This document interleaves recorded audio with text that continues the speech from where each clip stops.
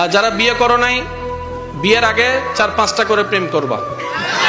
আরে আমি বলছি তো করবা, সমস্যা কি? ফতোয়া যা দেওয়ার আমি দিব, তোমার টেনশন করা লাগবে না।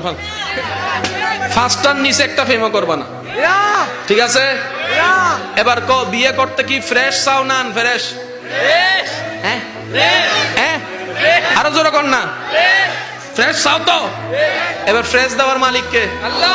একজনে বিয়ের আগে 10টা প্রেম করছে, আমি কই কারে বিয়ে করবি? কই একটারও করতাম না। তো বিয়ে করবি কারে? কই 100টা খুঁজা ফ্রেশ দেখে একটা বিয়ে করবো। সে 1000টা খুঁজা একটা বিয়ে করছে, 6 মাস পরে খবর পাই তার বউয়ে 20টা।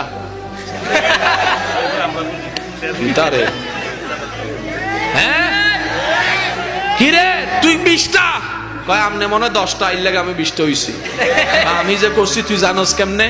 কয় আপনার আল্লাহ তো বলেছেন পবিত্রের জন্য রাখা হয়েছে পবিত্রকে, অপবিত্রের জন্য রাখা হয়েছে অপবিত্রকে। নিশ্চয় আপনি অপবিত্র, তাই পাইছেন অপবিত্র। এবার সে যায় নামাজে কয় আল্লাহ তোমার কাছে চাইলাম, এটা কি দিলা, এটা কি দিলা? আল্লাহ কয় আমি কিটা করছি? তুই কি কোরআনে আমার হুকুম শুনস নাই? আল্লাহ কি হুকুম বলে? যে আমি বলেছি পবিত্রের জন্য পবিত্র, অপবিত্রের জন্য অপবিত্র। এখন থেকে ফ্রেশ চাও না আনফ্রেশ?